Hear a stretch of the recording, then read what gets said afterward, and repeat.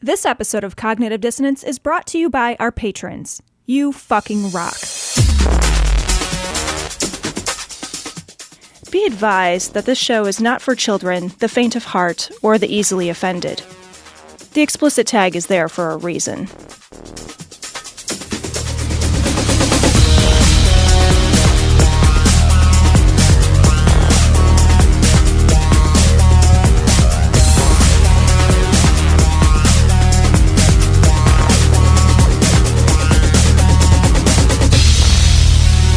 Recording live from Glory Hole Studios in Chicago, this is Cognitive Dissonance. Every episode we blast anyone who gets in our way. We bring critical thinking, skepticism, and irreverence to any topic that makes the news, makes it big, or makes us mad. It's skeptical, it's political, and there are no toothbrushes or soap. None for those children. This is sad. It's episode 477. Poor kids. And I brushed my teeth today. I love that you, like, of all the things that we're punishing them with. Right. You know, like, it felt like when you were a kid, like, brush your teeth and go to bed. It felt like the punishment. And now, if only they could do that. My kids would thrive in a detention center. My kids would love it. Like, they basically treat themselves like they're in a detention center at all times. Yeah. They're filthy. They won't brush their teeth. Like, you have to arm wrestle the fucking kids just to scrape the dirt off these fuckers. Like, I don't even know what we're complaining about. What do we even complain? This is the natural state of children. Oh, yeah. Oh, my God. Yeah, so we shouldn't take care of them. No. Because they can't take care of themselves. That's why you don't take care of them. If they were better, they would have taken care of themselves. I think that's true. Yeah. Teach them to be 2 sometimes. Well, no, it'll teach them just to be 8 taking care of it too. It's like, it's going to be a rough 2. It's a rough 2. It's a rough 2. It's a hard knock life. They come out, they look for us. They look like they're in their 70s.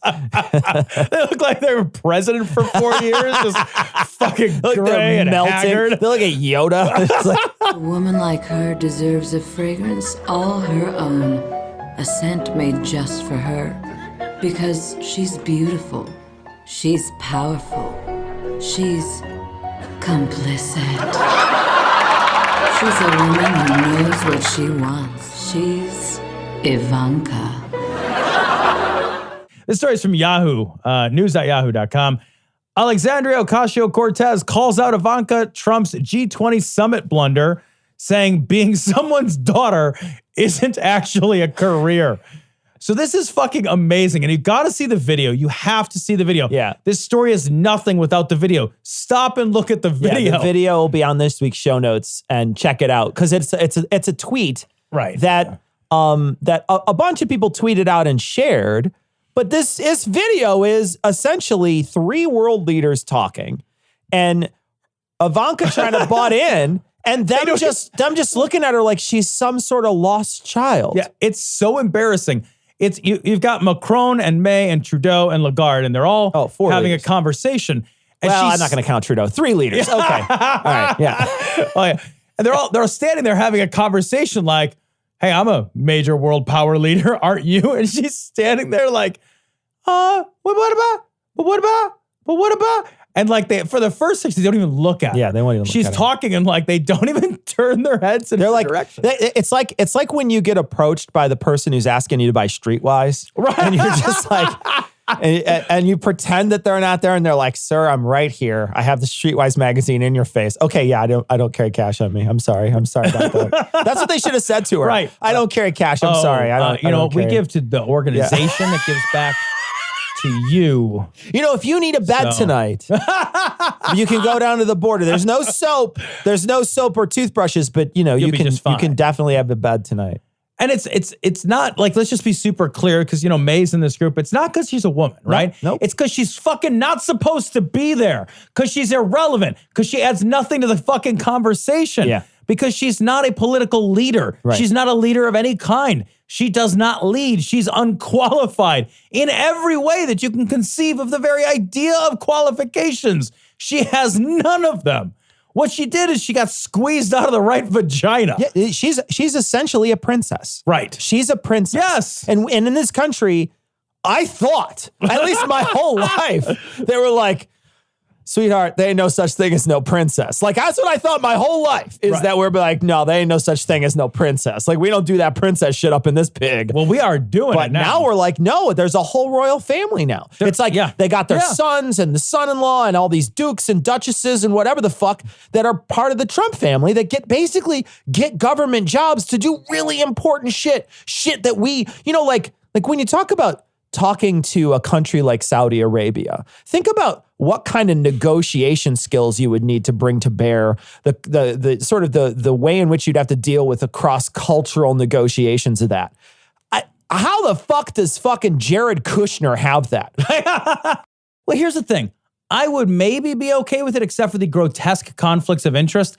I would be okay with it if they were educationally prepared for it, if they had a background in their prior careers, which in some way prepared for this work. Like if she had a background in fucking foreign service, right? And she had a fucking master's in like Middle East studies or something, would it be reasonable for her to be a diplomat? Yeah. Yeah, all right. Yeah, if you spend your whole life working toward a goal and then like, I don't think you should be punished for being somebody's kid either, right? But that's not what's happening here. You have somebody who is in every conceivable form and fashion, by any metric, by any rubric, grotesquely unqualified, just horrifyingly unqualified. And what I love is that the world leaders won't acknowledge her because she's not worthy of being acknowledged.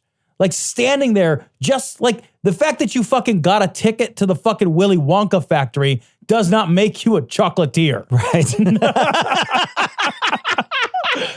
Her life's a fucking golden ticket. You're absolutely right. But here's the difference between her and a dignitary, right? A dignitary is accountable. A dignitary has a job that they can lose, and then they're not allowed to be there anymore. Right. If they fuck up, there's some oversight. They're part of the government. So there's something there that is saying you can't be here anymore if you fuck up, right? They don't have that. They don't have any of that. They're just like magically part of the government with literally no oversight. They've been added to security clearances that they've been fast-tracked through that they shouldn't have. Yeah. They haven't been vetted by anybody. Right. They're essentially just part of the fucking band. They're just a groupie that we just said, you know what? They can work the door too. Right? It's crazy to me. There's no oversight. I don't understand how people aren't like up in arms about this. But I at least love that the rest of the free world is like, we aren't talking to you. Yeah. Because you don't deserve to be here. You're not to be taken seriously. Right. I won't take you seriously. And that's what happened here is they posted this to Twitter and OcasioCortez basically said, look, just being somebody's daughter isn't a career. Well, then she started catching a ton of shit for this, right? So now once she posts that, then everybody's got to post everything else to her. Somebody posts back to her. I want to read this tweet that came back to her. This is a guy by the name of Paris Denard. He says, remind us how being a bartender qualified you to be a member of Congress, creating laws, voting on bills that impact Americans in the world. Let's not go there and start comparing your resume to Ivanka Trump's experience and resume. She also takes no salary, way to support women. And then Ocasio-Cortez responded to this guy and said, here's how I get to do that. And she lists the district results for her election, which shows her getting 110,000 votes. And there's a really interesting thing that's happening with Ocasio-Cortez in specific. She's like Schrodinger's bootstraps, right? She's got this weird thing going on where she's at one point in their eyes, a bootstraps person. She's a bartender, man. She literally was a bartender, right? That's what she did. And now she's part of the government in a salaried position as a House representative, right? A very important position. She pulled herself up by her bootstraps, right? But at the same time, they want to discredit that by saying you're just a waitress. Right. You're not, so there's this weird thing that happens with them. It's like, if you're a worker, you're just useless, right? You're just a worker. You're just a worker. Stay in your role. Stay in your position. The only way you can be important is if you happen to be Donald Trump's daughter. Right. Like that makes you more important than, say, 110,000 other people in a district believing in you that you can do a job. How many people voted for Ivanka? Yeah, Show me the 110,000 people now I know you can now, right? But she didn't run against anybody else, right? She didn't have any kind of platform she had to run against. She didn't decide in her district to run against somebody and put together something. She didn't have to do that. She just got all it was fucking nepotism. It's like, come on in. Well, and how many fucking people have you seen run on their qualifications of I was a soldier? Right. As if like being a soldier somehow qualifies you for political service. Sure. In a way that bartending doesn't. And the point isn't whether somebody, like Ivanka did not ask to be elected to this job, to your point. She didn't run the interview. She did not do the work. That's how you get a job. I don't care what job it is. The way that you get a job, if you want legitimacy in that job, is you run the interview. You submit your resume, you run the interview, you're chosen by those who have the power to choose. That's how AOC got elected. The interview is the fucking election process. Right. Ivanka just was like, Daddy, please. And she gets a fucking job. Sure. And I don't know. Yeah, I'm being an asshole, but like, sure. Come on. Well, now her brothers have a job too, and so does her husband. All these people, none of them were elected. I'm going to hire the best people. Yeah. They just all happen to come from my fucking living room. Right. Exactly. What the fuck? Well, OcasioCortez then says, take that classism to the trash, which I love. And she has a couple of things to say. Tom, why don't you read some of these? She says, as always, I'm proud of my work in restaurants. I also worked for Senator Ted Kennedy, piloted literacy projects in the South Bronx, studied developmental economics in West Africa, served as an educational director, and won international science competitions before I ran for office too. Working people that the GOP dismiss as just a waitress or cook, etc., contain multitudes and are just as capable and intelligent as anyone. Classism. Judging someone's character by their income is disappointing to see from them. What is so appalling to the GOP about having an honest job? That's amazing. Some of the most nuanced, intelligent, and grounded people I've ever met weren't at BU, MIT, or Harvard events when I was a student. They were the plumbers and waitresses I hung out with at happy hour, who had ferocious intellectual curiosity and a lived context of the real world. In other words, Republicans who criticize my being a waitress as evidence of lacking skill can take their classism to the trash. For sure. You are insulting the capacities and potential of virtually every working person in America and the world for having experience that's earned and not bought. And that's if they even take out their own trash, which I doubt. Oh, hear that mic drop? The mic. You know, what's crazy is that you could say something like that and it doesn't somehow alienate their working class voters. Like you can say some shit like this that, you know, it's not just her. It's not just one person saying this to her. This is the entire GOP. That's how they treat her. They talk about her like she's a waitress, right? Oh, you're just a waitress. Oh, you're just a waitress. They say it all the time. I mean, if you read any of the tweets, you read any of the commentary about her, you know, listen to Kellyanne Conway, listen to any of these other people. That's how they talk about her. Right. How does that not turn off the working class people of this country that vote Republican? How the fuck do you get that? How does that get past you? If I understood that, there would be no GOP. Right. Right? There would be no functioning GOP. If anybody could understand how a group of people can not see who they are, like, and not see the way that, like, their own interests are constantly being subverted by their identification with a group of people that they do not belong to and would not welcome them. Yeah.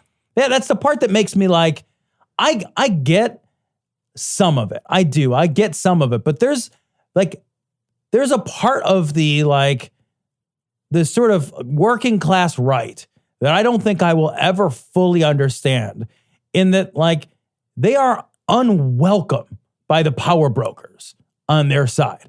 They are unwelcome. They would not be allowed to attend their events or to, be at their social gatherings. The power broking elites of the right have no interest in the people that get them elected time and time again.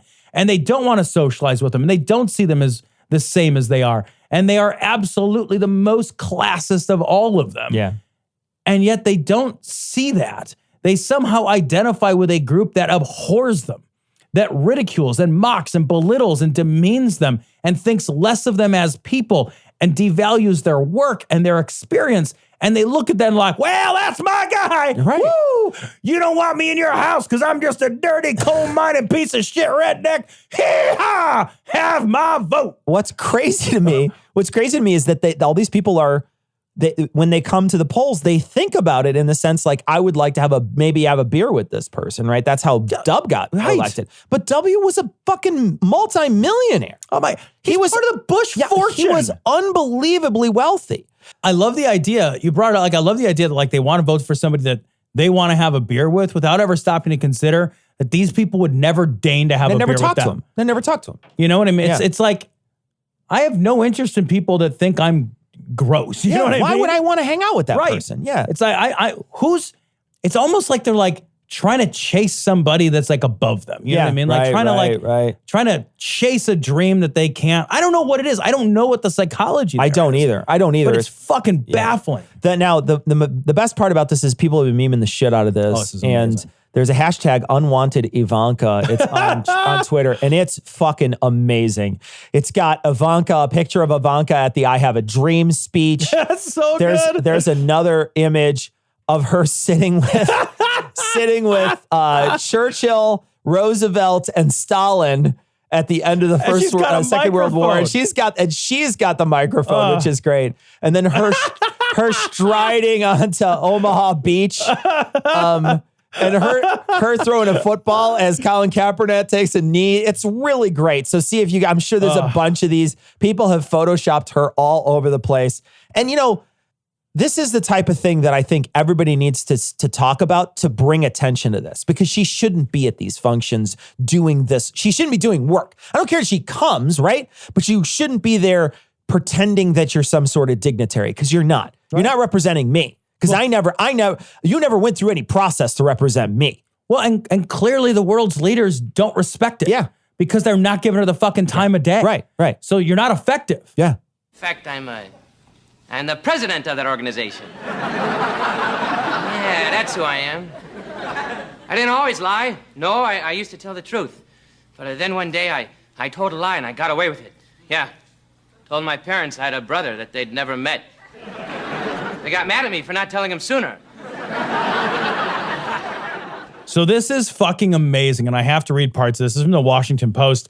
John Roberts pulls out the thesaurus for one of Trump's nearly 11,000 lies. So this is great. I'm just going to go ahead and read. Chief Justice John Roberts used every euphemism in the thesaurus this week to accuse the Trump administration of lying. Here's some of the things that he said. Quote, "The evidence tells a story that does not match the explanation." Okay. The sole stated reason seems to have been contrived. Oh, okay. Huh. This one I like. There was a significant mismatch between the decision and the rationale. Oh, okay. This one. The explanation is incongruent with what the record reveals. Oh, what does that mean, though? Incongruent. Furthermore, it was a distraction from the truth based on a pretextual rationale and lacked a rational connection between the facts found and the choice made. Now, is he trying to reach a word count? Like, is he getting paid by the word? Yeah. Full of shit is 3 words, and it's just as good. Like, it's like he's turning in his term paper and he's like, this thing isn't 4 pages. It has to be 4 pages. Barr said it needs to be 4 pages. Yeah. This is Chief Justice John Roberts. Like, this is not a liberal judge. Yeah. And this is in regard to the census question, in case you're wondering. So the census, the Trump administration wanted to add a question on the census, like, are you a citizen? And if not, how soon can we deport you? And if not, check this box if you're a dirty Mexican. Right. That's what it said. Yeah. And like, that's not a question the census is ever asked before, right? Citizenship has always been off. And so the Trump administration made up a host of bullshit excuses to try to get this question added to the census. And it went up to the Supreme Court. How sure are you that they were bullshit? Well, I feel like Chief Justice John Roberts. Are you saying the explanation is incongruent with the record, with what the record reveals, Tom? I am saying is that what you're saying? He's trying to hedge, but like the hedging here is just awkward. Yeah. You know, it's like it's not you, it's me. Yeah. Of Supreme Court decisions. The decision came in 5-4 good guys, right? 5-4 against lying, right? So that the decision was against lying.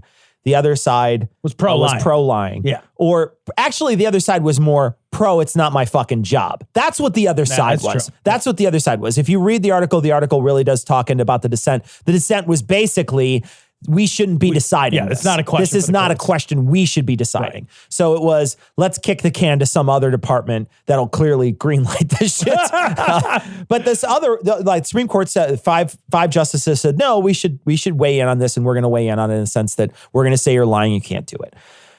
But like when you think about some of these justices that are still in the courts and how many votes they got to become justices, I wonder, and I don't know if this is true because I don't have a memory that's that long. I wonder if the court has always been this divided in the sense that this feels like he's saying no, but he's trying to make it seem like he's saying no and still protect the administration in some way. Oh, I think absolutely. Right. That's what it comes off as. Right. Like, I don't know the operation of the guy's mind, but read the guy's words. Nobody says all this stuff without being a little more direct about what has happened. So, but I wonder if that's always been the case or not. And I'm not a guy who's read a bunch of historical, so I don't know.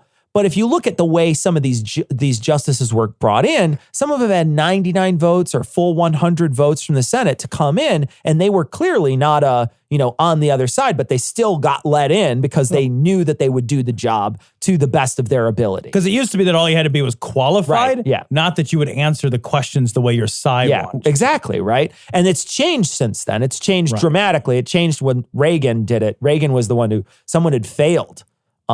He had brought in somebody and that person just failed because they were so biased. Right. That the person failed. I don't remember what the person's name was. And then that's when it started becoming the sort of, well, we're going to have our side in and we're going to have control of the courts. And if we don't, and it's going to bounce back and forth. But I wonder if this has always been the case, if they've tried to cover for the current administration that happens to be the same political leanings as them. Yeah, I don't know. Yeah, I don't know. I'm curious. I would be very unsurprised. Although, I don't know, man, because like if this shit is accelerated, it just has accelerated. That's why I bring it up, right? Yeah. Because it feels like the partisanship in this country has accelerated in the last, I would say, 10 to 15 years at a rate that seems... It's exponential. Yeah, it seems like it's exponential. Yeah, it's funny because like it's reflected even in the moderator's questions from the debate the other night. One of the questions that they asked was, if you can only get one thing done in your term, what would it be? Yeah. And nobody answered it. Nobody answered it with the one I don't thing. think anybody answered with one thing. And one person said, I reject the premise. Yeah. And I think it was Bernie Sanders. Like, I reject the premise. But how telling is it that we're at a place of such political stagnation and gridlock and inefficiency that it's like, look, I'm going to give you 4 years to accomplish one single thing. Yep. That's the best we've got now. Is 4 years to get one thing done. You can't say that about Trump because Trump he passed, some serious tax cuts for people. And then he also filled the courts with a bunch of fucking federal judges and Supreme Court justices that are far right. So he has done a lot, even if he hasn't gotten a lot of legislation passed or gone through places. He certainly sure as fuck has gotten a lot done. Right. Well, I think that like they get stuff done, but like the big legislative. Yeah. Those things. We just don't do that anymore. Like there's no will to accomplish grand things anymore. Yeah. It feels like you're just in deadlock. Dad, wake up. You're not a robot. You're just possessed by the devil. The power of Christ compels thee. I'll call work and tell him he can't make it. Okay, so this one is fucking crazy. This is from Newsweek. Bishop plans to spray city with holy water from helicopter, saying we have to get rid of the devil. Isn't spraying people against their will what got the Catholic Church into trouble in the first place? Depends on the substance, I guess. Yeah, I don't know. At first I was because they want to throw this down to get rid of demons in this, what was it? It's in Colombia. The Bishop of Buenaventura, Colombia, wants to borrow a Navy, and I think he will.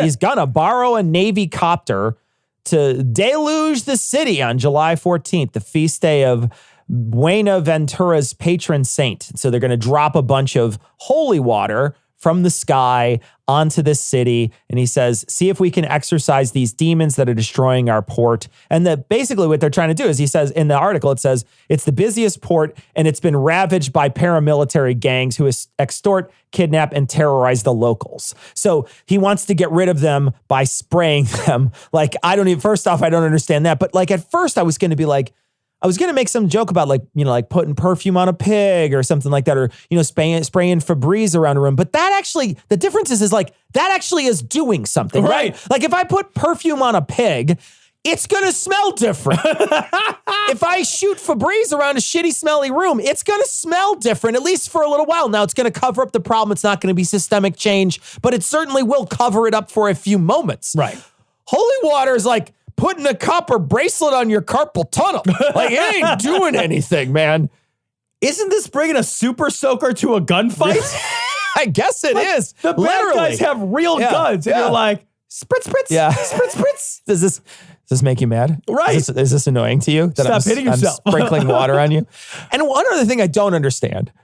So clearly, holy water, if it's in a big area, like a bucket underneath a helicopter, can be blessed, I guess, and turned into holy water.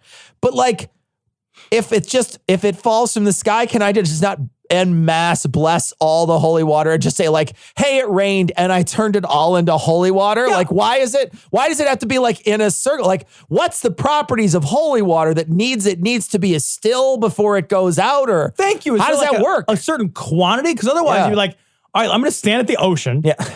And I'm going to bless that fucking thing. And then it's all just holy water. And then I'm going to go up and I'm going to take a ride and I'm going to bless all the clouds. Well, just bless all the water vapor. It's Colombia. It's got to be fucking 1,000,000 degrees in humidity down there. All the humidity you'd ever need. Just be like, the water vapor in the air is blessed. You're all blessed. The end. No more demons. I'm going to bless all the water in our bodies. Yeah. You're all 80% holy water. Can't you just bless all the water on the planet at one fell swoop? What is stopping? What's the limiter on your blessing power? I love asking just the most basic questions around how this works. Yeah. It's just like, well, all right, no, here's the rule, okay? It's got to be in a cistern, because otherwise the magic doesn't work, idiot. Ugh. You just look at there are people that think this is a good enough idea that they're borrow our Navy helicopter. Here's our helicopter. Why don't you know what we'll do? We'll fill it full of precious, precious fuel. And we'll get a fucking guy whose job it is on fucking Sunday to wake up and go to, honey, I'm going to work. I have to drive an idiot to spray magic potion on our city because the drug gangs are shooting kids. What the fuck? Just shit the water on other people and it's going to fix the whole problem. And there was never crime in Colombia again. It would be more effective if it was raining men. At least well-armed men. Wow, this is garbage. This is from Twitter. It's tweeted from the Imam of Peace, but this is actually taken from Sky TV's Viceland show. And what this is an interview between a monster and a human being.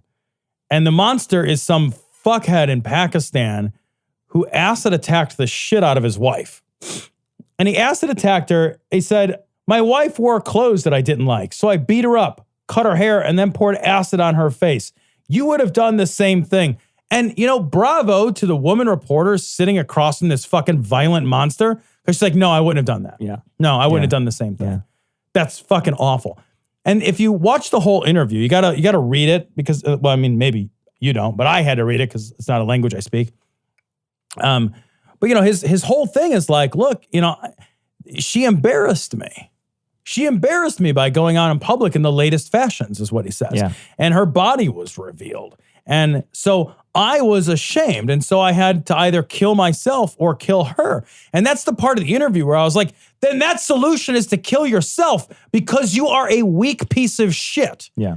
You are too weak to be in this world if you are that afraid of women. If your only solution is murder because you have shame. Yeah. Then the only one that you murder in this case is yourself. Yeah. You can't murder somebody else. It's fucking crazy. This fucking honor killing, nonsense, this fucking misogynist, religious-based misogyny that's reinforced by these cultures. with a straight face. He's like, this was the right thing to do. This is the right thing to do. I've never heard one of these guys interviewed directly before. Yeah, and he doesn't, and the funny thing is he's like, I either had to kill her or kill myself, and he doesn't do either. What he does is he spills acid on her face, beats the shit out of her, basically acid washes half her face, fucks her up, and then divorces her. Yeah. Well, it's like, you know, you could have skipped all the damage to her and just divorced her, you fucking prick. You know, you were going to do it anyway, right? You were going to divorce her anyway. 10 years of you guys having conversations and her not wanting to dress as modestly as you like, that should tell you maybe you weren't made for each other. That's not my girl. Maybe you weren't meant for each other. You know, maybe you guys just couldn't connect on the level that you wanted to connect. That happens to a lot of couples, it turns out. You just either A, go to fucking counseling, or B, just basically get a divorce. Get a divorce, which is what you fucking did, man. Yeah. You got a fucking divorce. That's how you ended it. You're a fucking, like you said, you're an absolute monster if that's the case. And like you said, it's religious-based misogyny. And it's not that other cultures aren't immune to misogyny and shitty stuff like this. I mean, I'm sure in the United States, somebody could grab their wife and be pissed off that she's dressing in like quote unquote immodestly and beat the shit out of her and disfigure her too, right? Here's the difference. In this country, it's religiously enforced, and it's not just enforced. It's celebrated almost, right? And it's almost required. And they do it. This is not a once in a while occurrence. Right. This happens all the time to these people. And to be fair to Pakistan, he's covering his face because he recognizes that he broke a law. But the thing is that he broke a law, but he also did something that's socially enforced, right? Yeah. And socially reinforced. So, you know, when there is a serious conflict between what your social and cultural teachings sort of like require you to do and what the law allows you to do, like there's a big problem. There's a big problem, right? Especially when like the social requirement is a violent requirement. Yeah. Is a requirement where it's like, like to your point, like he didn't kill her and he didn't divorce her. What he did is he made sure that the shame that he felt would become her perpetual shame. He put that on her forever. She was beautiful. He says, you know, because she asked directly, he was beautiful. He ruined that beauty because he couldn't control it. Yeah. That's where that fear comes from. Like that bullshit, like misogyny around like controlling women's like access to show their own body is a fear of people being unable to control their woman's body and how that body is going to be perceived and reacted to, all of that shit. Like this is a way to like enforce a power dynamic. And when it's not enforced socially, he enforced it with fucking acid. Yeah. It's wild. Yeah. It's absolutely wild. And he's a straight-faced about it. Yeah. Well, covered face. Covered face, but he didn't seem ashamed. No, he certainly didn't. Yeah.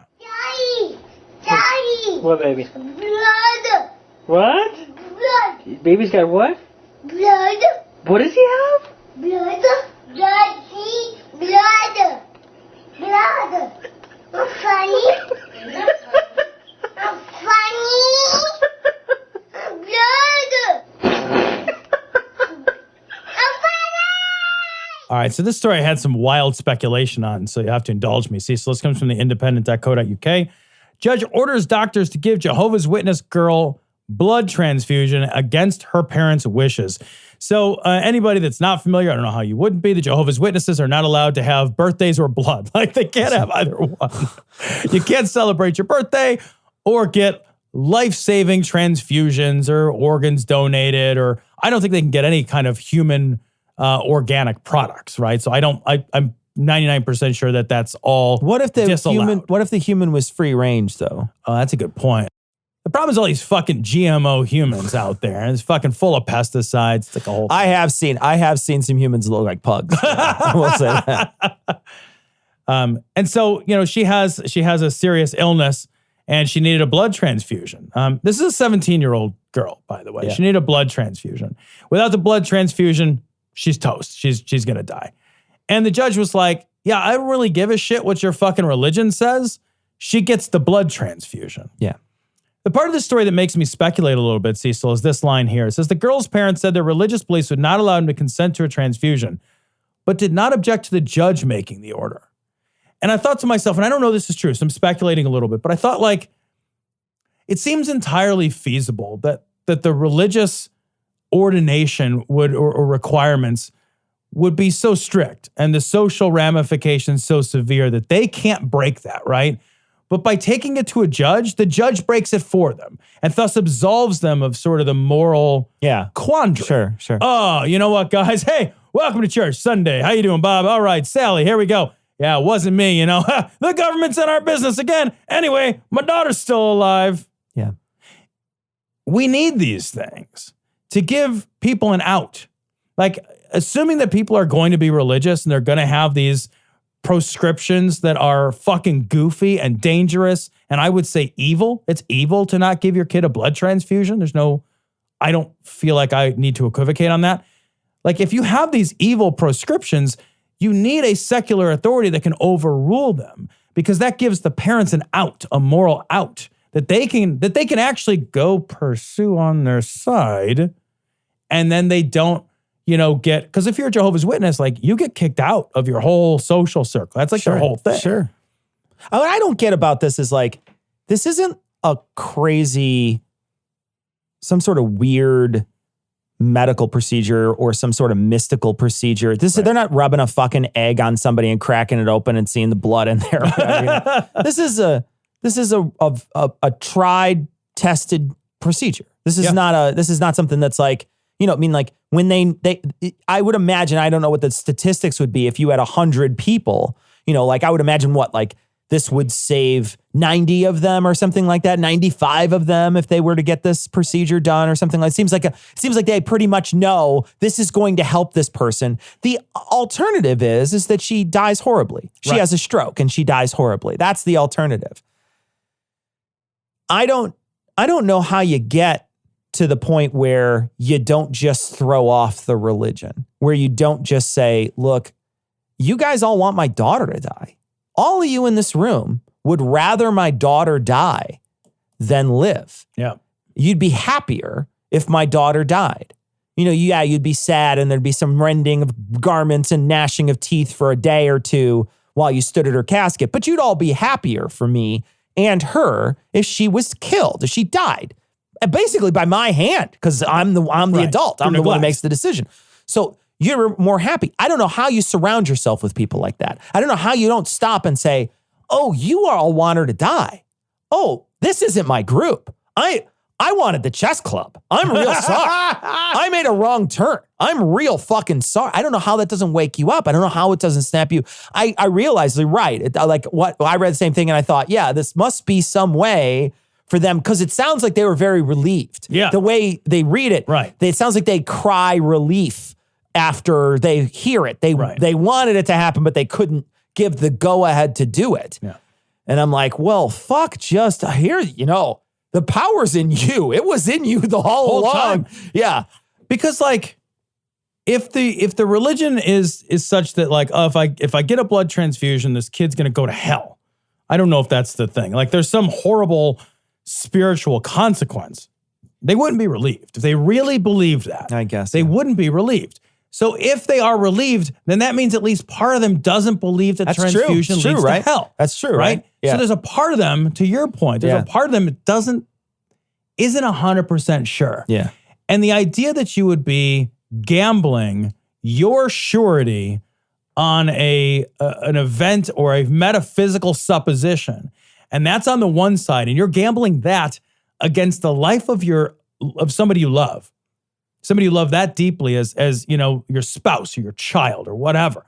Like, I can't imagine believing anything that deeply that I would be willing to gamble someone I loved against it. Yeah. The odds are, like, I wouldn't put those chips on the table. Like, no matter how confident I was in my rigged dice, you know what I mean? But I've never been that religious. I've never felt I think it has to do with that eternity piece. Yeah. Where they somehow bank everything on this eternity piece and nothing on the current. And you're like, the current is what you got. We start a program in Israel for kindergartens. Okay. We train them from the age 16 down to the age 3. We want 3-year-olds who are real experts at what they're doing, not 3-year-olds who are reckless. Yeah. And we don't teach 2-year-olds because they call it the terrible twos for a reason. There's a reason, yes. Man, this story's all the fuck over the place. This is from the New York Times. Alabama, shocking, Alabama woman who was shot while pregnant is charged in fetus's death. All right, so quick rundown. There was a woman who got in a fight with another woman. The woman who was pregnant, 5 months pregnant, evidently started the fight. So that's what the article says. She started a fight with somebody else. The woman she started a fight with feared for her life, pulled out a gun, shot the pregnant woman. The pregnant woman miscarried as a result. Police are misconcealed carry. Is that? That's a weird beauty pageant. That is. I will. Misconcealed carry. I was going to just say that, if you have the misconcealed carry permit is a really interesting thing because you have to put the test up there for the baby to take. Oh. And then it's got to come back down.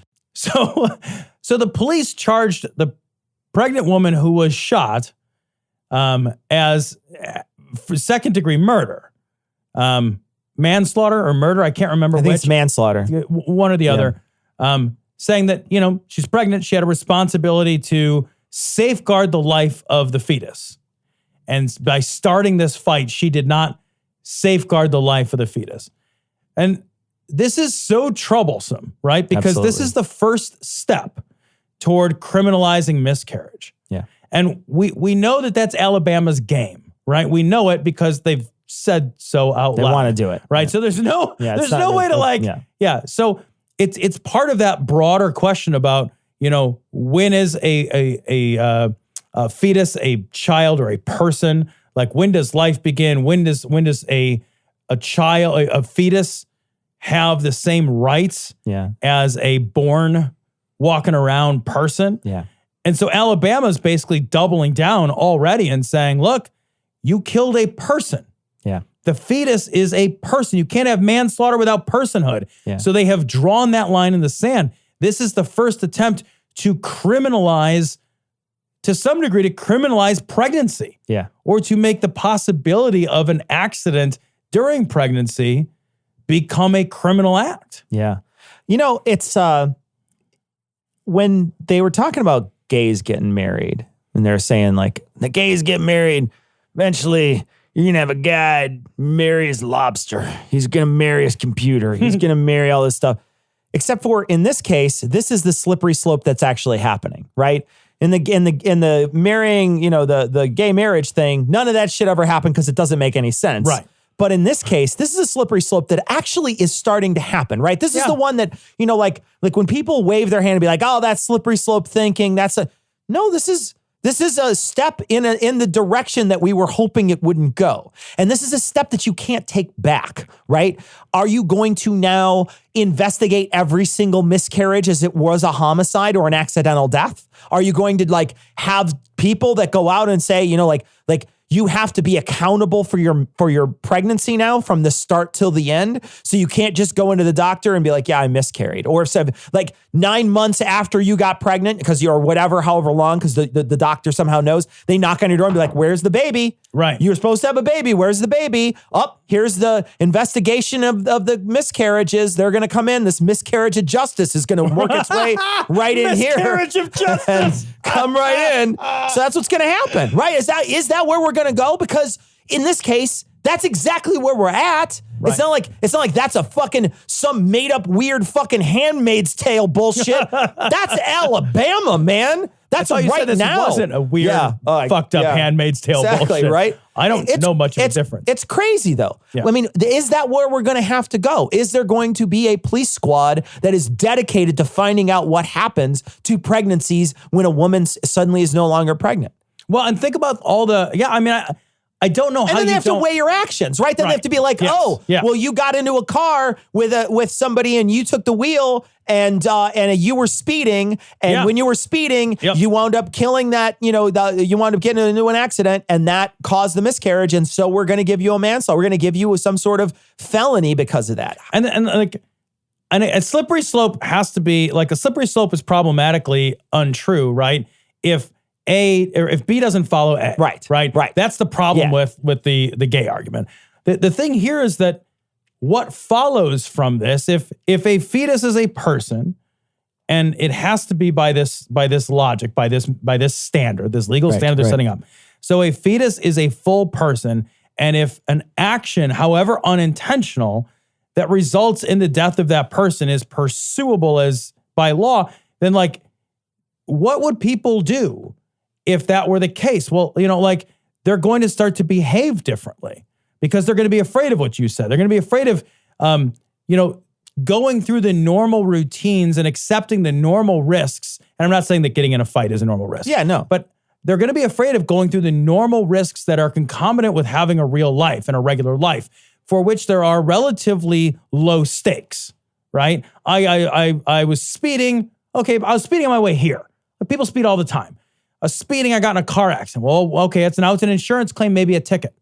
Oh, but maybe for me, because I'm pregnant, it could be manslaughter. So I'm going to avoid driving. Sure. And I'm going to avoid doing these things that are concomitant with the daily activities and the risks associated with living a full and free life. This is control. What have we said so many times? This comes down to controlling women. This is 100% about controlling women. It has nothing to do with fetuses. Right. It has nothing to do with life. 100%. This is about 100%. Controlling women, reducing their access to the world, reducing their movement, their freedom, controlling who they are and how they exist in the world.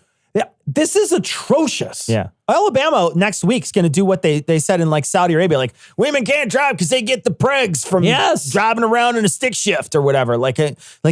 Women can't drive anymore. I mean, seriously, like that's the next step. That's the next step. What's weird is we're not talking about the fact that there was somehow a gun and a pregnant woman in Alabama that are in the same equation, where they're just like, she got into a fight with fucking, I don't know, Yosemite Sam or something. Somehow they got into a fight and then someone got shot. Like, this is, granted, I understand that it's a fucked up situation. Yeah, I get that it's a fucked up situation. But to take it to this next level, like you say, really does just punish all women. Well, and like if I'm a guy, so I can't get pregnant. So if I get in a fight and somebody shoots me and they're cleared because it's a good shoot because I threatened them, right? Then the consequences on me might be an assault charge, right? Maybe. On the other person. It might be the medical bills. But nonetheless, the consequences are my consequences. They are not consequences of, I failed to protect a third person. Like, what the fuck is going on here? Yeah. You're right. It's for guys, it's if I can do the same thing. Yeah. And for me, the consequence can't be the same as for you, a woman. Like, then we have an inherently unjust thing going on. It's like a coupon for guys. It's half off. Right. But Jennifer, don't worry about Jennifer Flowers. She got a new job. She got fired, you know. She was a receptionist at an unemployment agency. She got canned, but she got a new job today as a Donald Trump backup mistress. That's right. If for any reason Marla Maples is unable to fulfill her duties, Jennifer steps in. This story comes from DeadState.org. Republicans are a threat to the sanctity of marriage. Case in point, Duncan Hunter. So Duncan Hunter is this Republican from California. Yeah. And this is great. So we covered him before when he stole a bunch of money. But that was not the whole thing. No. Come to find out, he stole a bunch of money, not just for his own purposes. And his wife's purposes. But also to take his 5 mistresses out on dates and shit. So he this guy's swimming in it. He stole 5 mistresses. Tell you what. 5. Jesus. Plus his wife, who he's also taken on. When is he at work? How do you have 5 mistresses? What are you, Mormon? How are you getting texts from all those different ladies and communicating with all those different ladies on your phone around all the other different ladies? The other 5 have just got to be totally cool with it. The 5 mistresses just got to be no, I know what I'm in for. It's not like he's lying to each one and be no, baby, you're the only one. There's no way that could be. He's got color-coded burner phones. Right? What is happening? He's got a binder for each girl. He's flipping through. He's like, what's your name again? So you she likes, I don't clam chowder. I don't fucking remember what in you the butt. Like. Is that what you like? Okay. Oh, that's what I like. You know, it turns out this is probably more about me than about you. Because I'm a guy with a wife and 5 mistresses. Let's not pretend I'm real interested in you. You know, it is not going to change any minds though on the Republican side because at this point the president fucked a porn star with fucking campaign money. So what the fuck do we care? You know, why does even America care that he's spending all this campaign and / other money? You know, basically all these funds. Why do we care that he's spending all this money on mistresses if we can't even for the highest office in the land? We can't be like, no, it was okay because what he wanted to do was fuck her and not tell anyone. So that makes it okay. This is don't ask, don't tell, don't tell, don't tell, don't tell, don't tell. This is duck, duck, duck, duck. Goose. It's actually goose, duck. Yeah. What would solve the whole thing in the border if they would just start shooting? Only shoot a couple and they would go home. You think deterrence would work? If they would shoot. Chris McDonald in this one, right? Wing Watch. Chris McDonald gets ornery. Because he's the worst. This is so God, gross. I hate this fucking Detained immigrants are not entitled to soap or toothpaste. That's nice. Well, it's good because they're not getting any. Yeah, well. So, you know. I can't be sure that Chris McDonald gets any either, though. So here we go. This is demonic to me. Look, this is the spirit of Antichrist. Where people want to admit it or not, it's the spirit of lawlessness, Butch. Yeah, I mean, Jesus, all we need to do is take care of those people. I mean, that's all we need to do, right? If we did that, there wouldn't be any spirit of lawlessness, whatever the fuck that means. Cecil, can we go back about 5 seconds or so to hear him call Butch? Because it sounds like he says bitch. It sounds, swear to God. To admit it or not, it's the spirit of lawlessness, Butch. It's the spirit of lawlessness, bitch. Boom. Spirit of lawlessness, biatch. It'd be great if he just starts throwing shade at this guy. And look, I may be a little hardcore about this, but, you know, it kind of works with his bitch comment. It does. It really does. I'm getting sort of sick and tired of the media, and I'm getting sick and tired of these left-wing politicians blaming President Trump for the horrendous conditions at these detention centers. Well, who else's fault would it be? I mean, I don't know. Like, did somebody else go down there and throw away all the soap and fucking razors and shit? All right, so we got to talk about this because I was listening to The Daily today, and they were covering this, and Trump was interviewed on this specific topic. And like, if you want to talk about a complete and a total failure of fucking accountability and leadership, he's like, I inherited these detention centers from Obama. That's what he said. He's like, these were from Obama. And it's like, no. Even if I granted the premise. Which I don't, because there was no separation policy. But even if I granted that completely, that's something illegal. That's something was awful before. You're now the boss. Yeah. Shit rolls uphill, motherfucker. Yeah. This guy makes more fucking excuses for the way things are and throws up his hands like a great big pandering pussy. Yeah. Instead of being like, what did Buttigieg say on the debates when it was like, things aren't good? And he said, that's my problem. I couldn't get it done. Here's what I'm gonna do to fix it. Whoa, not my problem. It was fucked before I got here. Everything that's bad is not my fault. You're the boss. Yeah. Being the boss means it's all your fucking fault. That's what being the boss means. Yeah. It never doesn't mean that. Yeah. And you know, for example, it's one, like you say, reject the premise because they were these are his. It was not illegal before. Like they were talking about it in the debates the other night. Strike this particular portion of it out, and it stops becoming a criminal suit and starts becoming a civil suit, which is what it was before, right? Obama still was able to deport 3 million people, man. It's not like he wasn't able to deport a bunch of fucking people during his fucking presidency, everybody. We can still have a deport party all day and all night. We did it under Obama. It's not that it wasn't fucking done. We did it like crazy. So all the people that are bloodthirsty to fucking catapult and trebuchet every fucking Mexican out of this country, don't worry, you will be sated. It's okay. But in this case, this is him saying it's not my fault. And his fucking campaign slogan should not be make America great again. It should be whataboutism. Yeah. Because that's his entire fucking campaign. And not just that, it's whataboutism with Hillary, who never ever had an office in the sense that she didn't win anything. It's whataboutism with Obama. It's whataboutism. That doesn't fix the problems now. Even if I grant you the fucking premise that it was somebody else's problem beforehand. That's like saying like somehow when you enter into office, you enter in through a fucking vacuum and there was no history before you. We start history the moment you come into office. It's a fucking functioning country, or it tries to be. You should fucking be responsible for it. It's not like when you take over as a business leader, you're just like, oh, well, you know what? Before I came here, we had 108 years of business, but I don't ever have to pay attention to any of that shit. It's just what happened from that point on. No, of course not. There's a fucking rich history that you have to fucking pay attention to. He inherits all the good. Yeah. And he takes credit for it. Yep. And you inherit all the bad and you have to take responsibility for it. That's leadership. Yeah. That's just part and parcel of fucking leadership. The thing is that he could fix it with a stroke of a pen. And he could even fix this problem with the stroke of a pen without fixing the political problem he created. The bullshit problem. He could sign an executive order called let's give him food and blankets and soap and cots and soap and toothpaste. He could just do that. He could do it in one day and it would be done the next day. It's not like we don't have these things. Didn't they fund money for this anyway? Didn't they just not spending it? I thought they just funded. They just went through the House. They just funded. They just opened the purse strings, and it was like $3 or $4 billion that they were like, no, let's send a bunch of money down there to help fix the conditions down there.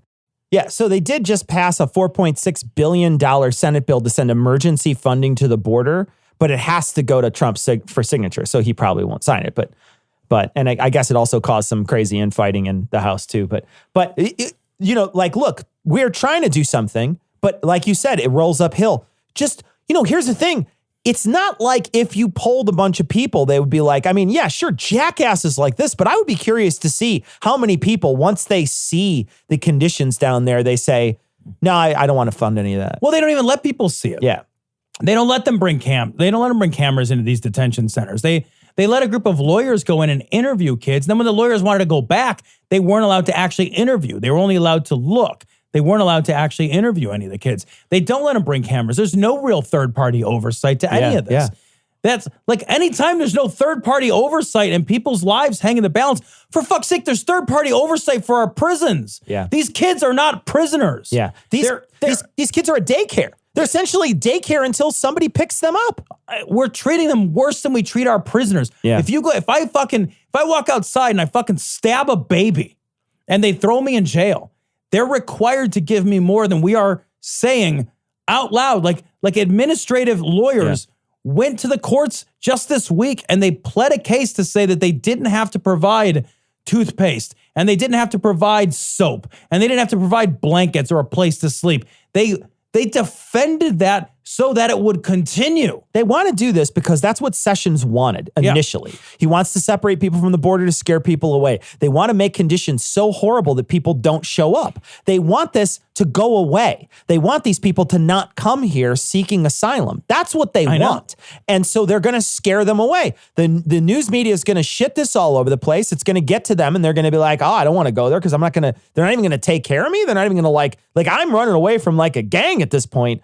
But it sounds like I'm going to go into a cage where they're not even going to like take care of me at all. Like I'm going to have not even basic human rights. Well, and what it's also going to do is it's going to stop people from attempting to go through proper legal channels to ask for asylum because we've shut that down anyway. Yeah. So they're not going to try to do it right. They're just going to try to hide. Yeah. So they're going to try to they're desperate one way or the other. Yeah. The desperation is going to cause them to drown in the Rio Grande. Yeah. Again. With that guy who died with his daughter or son or whatever. Yeah. It's going to cause people to die. Yeah. Tired of the media, and I'm getting sick and tired of these left-wing politicians blaming President Trump for the horrendous conditions at these detention centers. I got news for you, my friend. If they don't want bad conditions at a detention center, don't come across our border illegally. Look, tell that to a 2-year-old. That's your fault for being hunted by these gangs. It's not my fault. Right. What the fuck? It's probably what you were wearing. That's why the gang was going after you. That's not even an argument these guys would disagree with. Right. And again, we're talking about kids right now. Like this whole conversation right now centers specifically around minors who don't make choices for their own lives. Yeah. You're going to tell that to a 6-year-old? My kids do what the fuck I tell them. They live where I tell them to live. Like, they don't really do what I tell them, but you know what I mean? They live where I tell them to live. They don't have a say in that. They don't have a say in where they live, where they go, how they, like, they have a say in, like, I'm having ice cream for breakfast. Like, that's the fucking say that they get, right? Because they're spoiled fucking suburban kids. They have no say in the actual, like, big life decisions. So the fact that they're in this detention center, they had nothing to do with it. Yeah. They were not involved in that decision process. You tell me, like, a 6-year-old kid has autonomy, has agency? They go where they're fucking picked up and brought. Could you imagine being one of these kids, though? I mean, how shitty that would be. How shitty that would be. Like, I know that there's people in this country that, you know, their parent might have been, you know, somehow out of work or homeless or, you know, maybe addicted to something and like neglected them or, you know, something. You know, something could have happened to them, right? And they could go into a horrible life, maybe even in foster care or something, you know, and then, you know, they could wind up jumping family to family. There can be some issues with foster care. There can be abuse. There can be sexual abuse. There can be some bad things. A lot of horror stories. A lot of horror stories. But, you know, at least those kids seem to have a chance, right? You know, like it's not, and there's some systems in place to protect them. There's something there. There's some governmental body that's saying, even if it fails, which it does sometimes, right? And I don't know how often. I can't decide. I can't make those. I don't know those numbers. But even if it fails, there is something there in place to help. In this case, there's literally nothing there. What there is horror for these people. And I want to make sure that people understand the gravity of this situation. Look at what's going on down there. Look at how you're neglecting these people. It's important because guess what? We're neglecting these people. Yeah, that's on us. It's not just that they're neglecting the people because they're us. They're part of the United States. We are neglecting these people. Yeah, this is now like, I think about this. I thought about this when I was listening. I was like, this is now a thing we did. Yeah, it's a thing we did. This is now, like, there are parts of your life, right? Like as a person where you fuck something up and you're like, fuck, that's now a thing I did. And you're like, I gotta fucking live with that. And you gotta figure that out, right? And like, historically, as a nation, our identity, this is now a thing we did. This is the internment camps. This is the Japanese internment camps. It's as bad. This is now a thing we did. Yeah. This needs to not be a thing we did anymore. Yeah. You've got the greatest center in the world at your home. If you're complaining about not getting toothpaste and soap at a detention center, I got a remedy for that. Go home. How much privilege does it take to say something like that, right? All of it. How much privilege to be so ignorant of the situation down there to say to somebody who is fleeing some war-torn country or some gang-riddled country that we probably helped create to say, just turn your fucking dumb brown ass around and go home. Don't you have a home? Isn't it amazing where you live? Isn't that why you walked from Guatemala or Honduras? Yeah. You walked from Guatemala here. I'm going to fucking Belize in a few months. It's a 5-hour plane ride. Yeah. I can't imagine walking that. Yeah. Walking it. It's on the border of Guatemala and Belize. Like they're walking. Yeah. I can't imagine how bad things have to be to make that journey. And he's like, well, wasn't it so great at home? Was it so great? You got on an airplane, you walk 5 miles of what an airplane cover. You know what I mean? Like, get the fuck out of here. Yeah. Go home and find your toothpaste and soap at your house. Maybe you'll find some there. They don't have houses. Yeah, maybe they don't have a house, dude. Again, it's like this is the guy coming up to the homeless guy in the street and being like, get a job. Yeah, right. This is the get a job, you fucking bum, get a fucking job. That's what this is. God. Without any understanding of the systemic problems that are the undercurrent of this entire fucking thing that's happening. This guy is just like, my solution, I got my solution right now. You just turn your little ass around and go home, motherfucker. You're a fucking dumbass hillbilly. Butch, I just don't feel like God has put it on America's tab to pander to the lawless. God. What I love is that like somehow we have a fucking mainline giant pipeline of God's fucking magic that's like an enema that shoots up into America all the time. And we're just like, Fuck you. That's our magic. Yeah, I know. I ain't sharing our fucking magic with you. Fucking dirty brown person.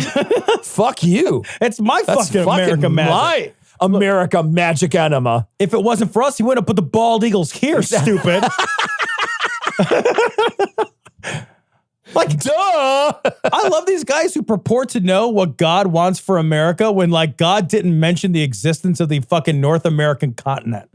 Like, your whole book, you forgot. Like, we didn't figure this out for 1,500 years that it was even here. Well, and then just, like if you read your book, at least the New Testament, the part that you really like, right? When Sessions wants to poo-poo immigration, he turns to the Old Testament, right? But when they want to return, when you want to talk to anybody out there that's, quote unquote religious right now, they're going to point you to the Jesus who's saying, treat the stranger like yourself.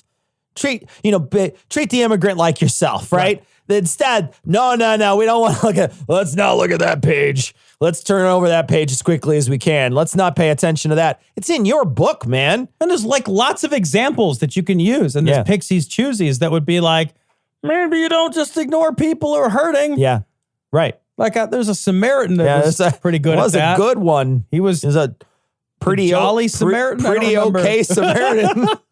Doesn't pander to the lawless.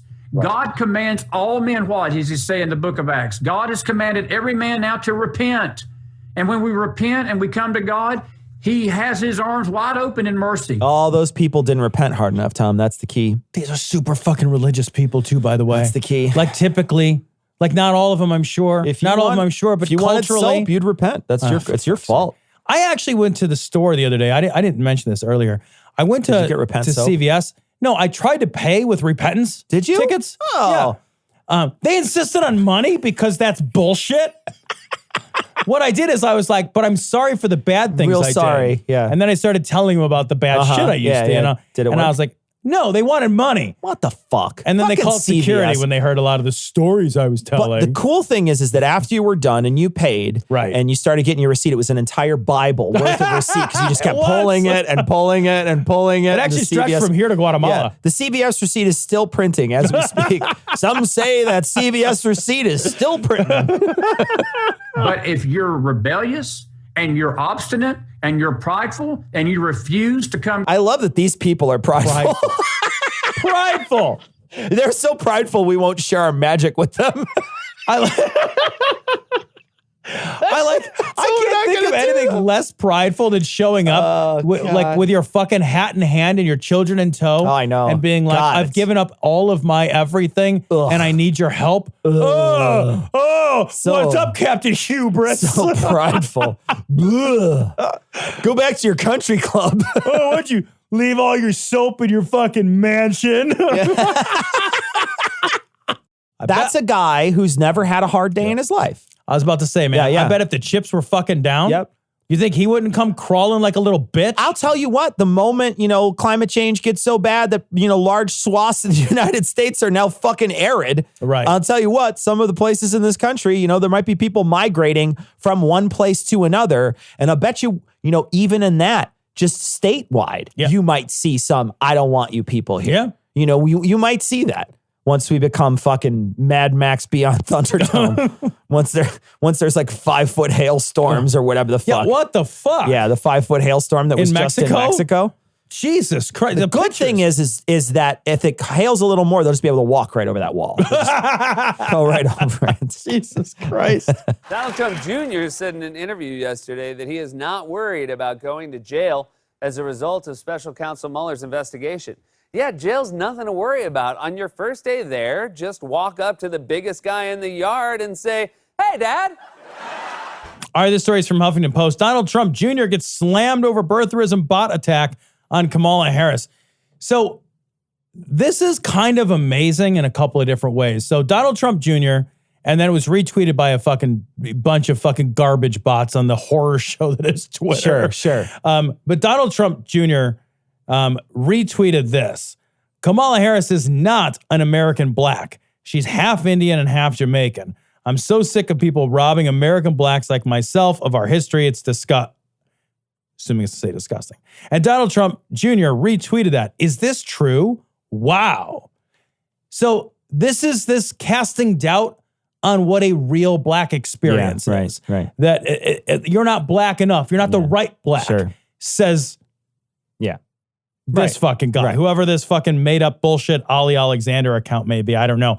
This is the worst, meanest, shittiest kind of racism. It's like, guess what? You get to grow up looking black and being perceived as black and having all of the stereotypes and the racially charged life of living a culturally black experience. But when you want power, when you want authority, you are not going to be the right kind of black. Sure. So we'll make a third category called wrong black. Not almost black enough. Right. Yeah. And we'll stick you in the not right kind of black. Black enough for me to still hate you, but not black enough to live an authentically black experience that would give you credibility among a voting bloc that hates me because I'm a racist fuckwit. What's crazy about this is that Donald Trump Jr. is tweeting this out. And this is being retweeted by a bunch of people who are not black, right? Right. But somehow they want to regulate whether or not you're black, right? Right. But then if you look around Trump's cabinet, where's the black folk?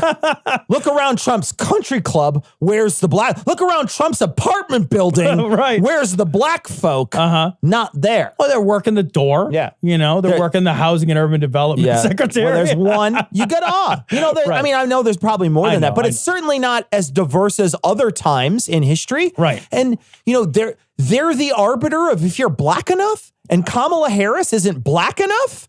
Yeah, it's like, but what I love about this is that everybody on the left, all the Democratic guys, all the people who were there at the debates, all the other contenders, they called this shit out for exactly what it was. I know. There's every single tweet, and you don't have to read them all, but you could just read like one of them. Like, let's say read here's I like Cory Booker's. Yeah, so Cory Booker, Kamala Harris doesn't have shit to prove. Yeah. Hell yeah. Yeah. Hell yeah. Yeah.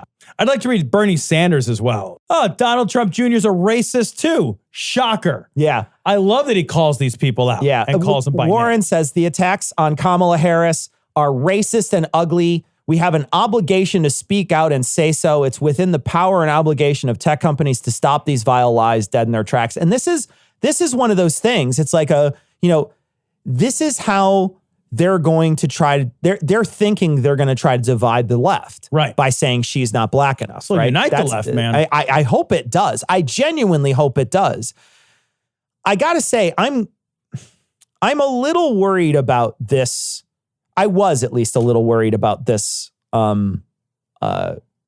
primary season a little bit. And I was a little worried mainly because there is a tendency because our side, the left is, I think, pays a lot of attention to morals, pays a lot of attention to, how you act. And there's very little of our, when we look at a candidate, there's very little of the idea of one, forgiveness, or two, changing your mind, right? We don't like either of those things. One of the things that happened the other night when Bernie Sanders was being asked questions was they asked him about a gun question, right? And Bernie Sanders said something like, that you're misrepresenting my ideas on guns. And then Rachel Maddow shot back. Well, that's a direct quote from you. But it's a direct quote from a really long time ago, right? It's before he changed his mind on guns. He was right when he said it doesn't represent what I believe, but it did at one time probably represent what he believes, right? Yeah.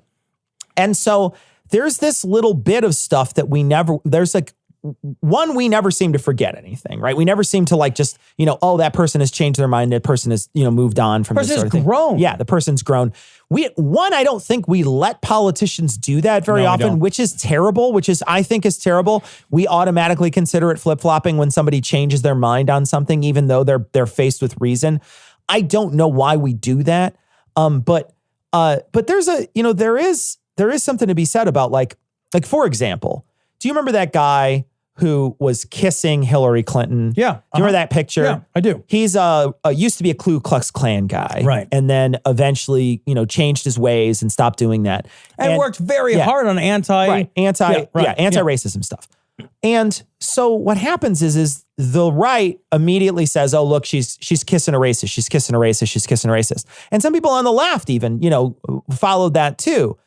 If we just always look at the past and never look at someone who's tried to do something right after they've done something wrong, we don't ever get to the point where anybody's ever worth running, because there's always going to be something in their past that makes them, right now what they're talking about with Kamala Harris, they're saying she was a prosecutor. And then there's this big long list of shit that, like, this is all the bad shit she did. Here's all the bad shit she did.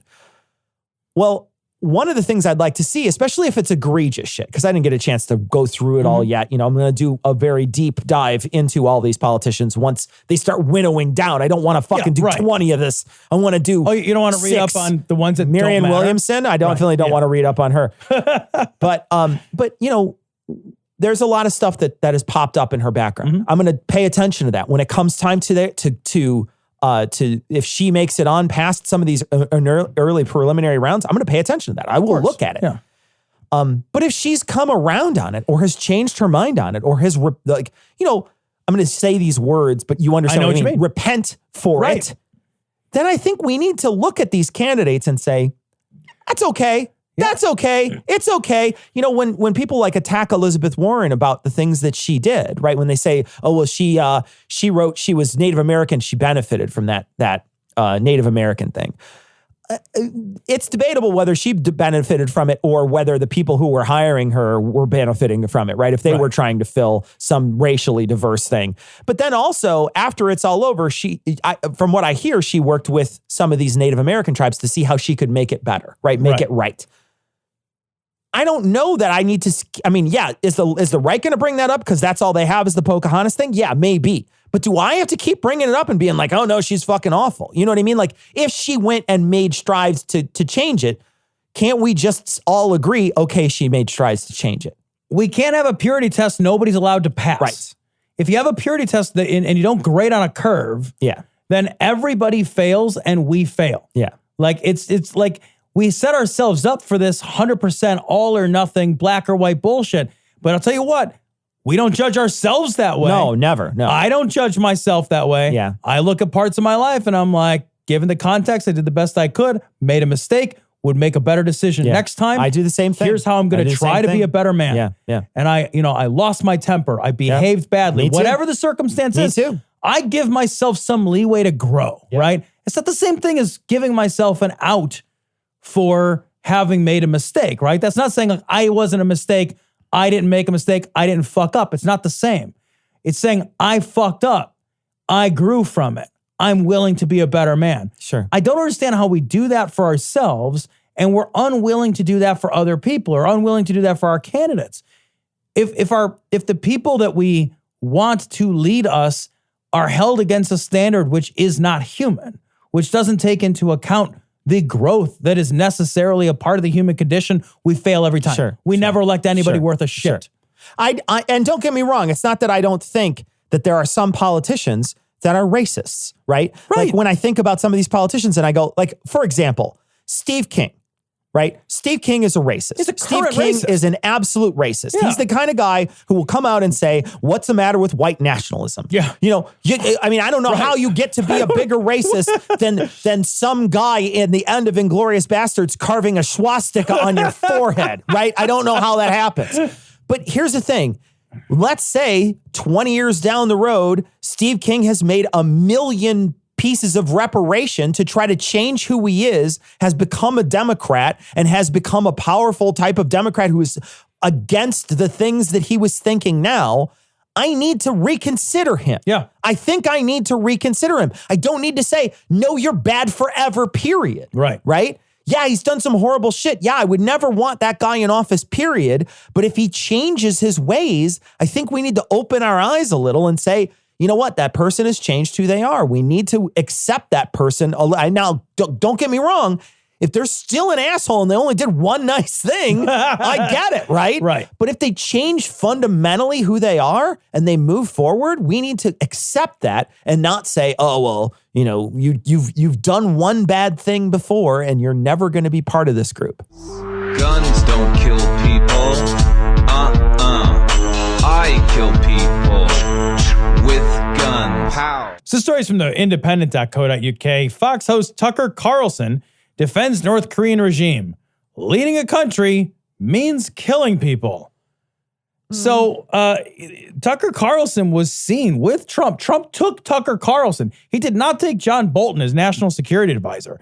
He took Tucker Carlson, the news host, with him on his surprise recent visit where he crossed the DMZ into North Korea. He brought Tucker Carlson with him. He brought the Fourth Estate. He brought the fucking media. His fucking media. His media. His fucking pocket pal media, right? Yeah. So what he says is there's no defending the North Korean regime. It's the last really Stalinist regime in the world. It's a disgusting place, obviously, so there's no defending it. Then he defends it. On the other hand, you got to be honest about what it means to lead a country. It means killing people. Not on the scale the North Koreans do, but a lot of countries commit atrocities, including a number that we're closely allied with. I will say this, Cecil. Leading a country certainly means that sometimes you make decisions which result in the deaths of the people that you lead. Sure. You have a military that you send into harm's way. There's 1,000 examples of it. What it does not mean is having a concentration camp system where you destroy somebody 3 generations into their lifeline, into their family line, in order to wipe them off the face of the world. It does not mean having extrajudicial killings by firing squad and by dogs and by anti-aircraft weapons. The aircraft one is the one. Right? That's how I want to go. Anti-aircraft weapon. That's how I want to go. It's like just blip, and then you're not. You just exploded. You're just were, then you're not. Yeah, and then it's over all of it. Yeah. Like, it doesn't mean those things. For the crime of not genuflecting properly in front of somebody's statue of their grandpa. Right. Like, that's a real thing, right? Like, if you don't genuflect properly in front of this guy's statue of his grandfather, that's a crime that you can go to a concentration, a labor camp for, where you starve to death. And if you go to those camps, they have a 3-generation policy. Like, this is not the same thing as, like, sending in the National Guard to do a thing, and then, one of the boys got killed, but they volunteered to be in the National Guard. So, like, what the fuck? What I think is interesting is that Trump has, since he's taken office, said some very kind things about dictators and people that are authoritarian rulers. He has constantly made it clear to everyone that authoritarian rulers and dictators have a power that he would like to have. Yes. Right? He's sympathetic to it. Exactly. It's a power he would like to have.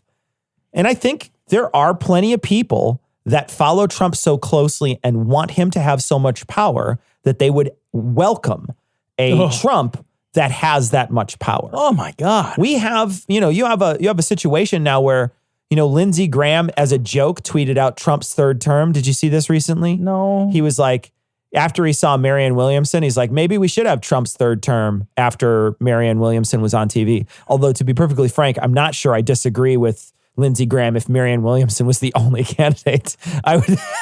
I would take Marianne Williamson's crazy flying broom over Trump. I would take my own life. Are you kidding me? If either one of those things, I would not want either one of those things. No, I would move. I would not. I would move. I would not want fucking Eat, Pray, Love as the fucking president of the United States. Right. But I think that they do they like him because he acts like that. Yeah. And I think he wins over a lot of dupes because of it. I think a lot of dupes in the United States don't see it as a threat to power.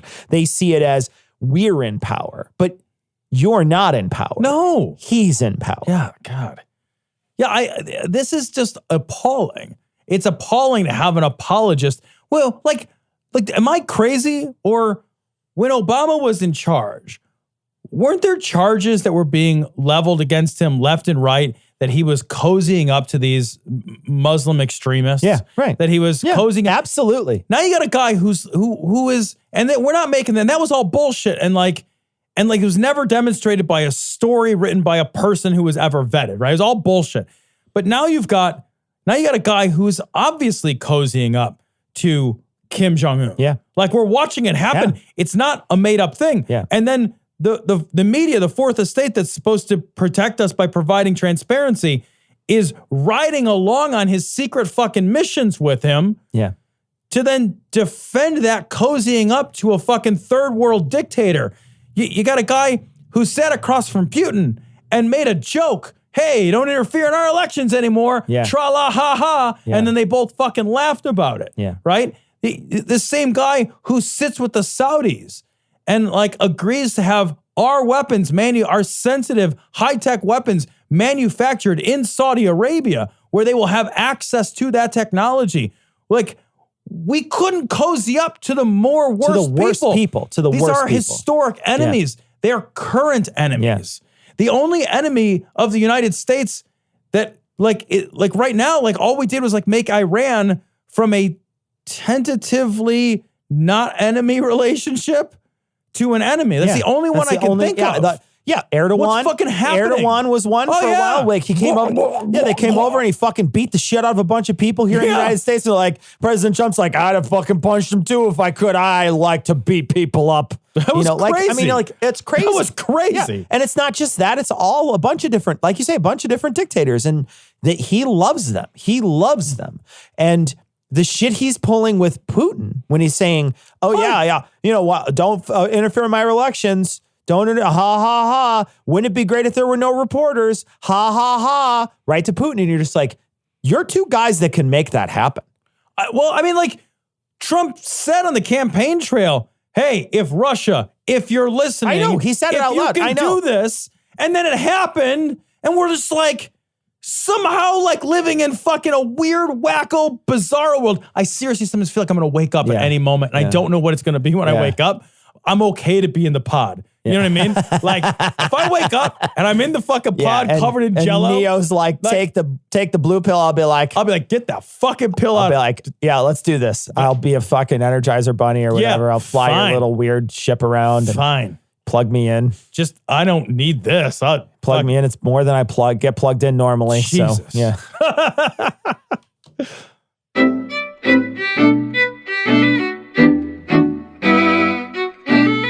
Well, we had to record a little early because of the holiday this week. We hope everybody had a great July 4th and watched Trump's fucking parade or whatever, where he had all the military or whatever. I forgot about fucking bunch of planes and shit, fucking flyovers and some Welcome guy. to the Jingoism Festival. Some guy saying, proud to be an American, I'm sure. And there was fucking like a bunch of military fucking goose stepping by and waving at him. So that's America, everybody. Yeah. Happy America Day. I've never felt and less we're back like celebrating. on next week, but we recorded a little early, so enjoy America Day, and we will catch you next time. But before we go, we're gonna leave you like we always do with the Skeptic's Creed. Credulity is not a virtue. It's fortune cookie cutter, mommy issue, hypno-Babylon bullshit. Couched in scientician, double bubble, toil and trouble, pseudo quasi alternative, acupunctuating, pressurized, stereogram, pyramidal, free energy healing, water downward spiral, brain deadpan sales pitch, late night info docutainment. Leo, Pisces, cancer cures, detox, reflex, foot massage, death in towers, tarot cards, psychic healing, crystal balls, Bigfoot, Yeti, aliens, churches, mosques and synagogues, temples, dragons, giant worms, Atlantis, dolphins, truthers, birthers, witches, wizards, vaccine nuts, shaman healers, evangelists, conspiracy, doublespeak, stigmata, nonsense. Expose your sides. Thrust your hands, bloody, evidential, conclusive. Doubt even this.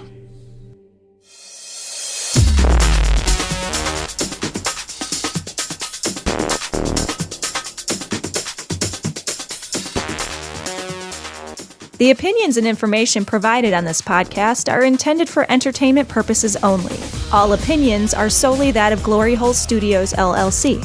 Cognitive Dissonance makes no representations as to accuracy, completeness, currentness, suitability, or validity of any information, and will not be liable for any errors, damages, or butthurt arising from consumption.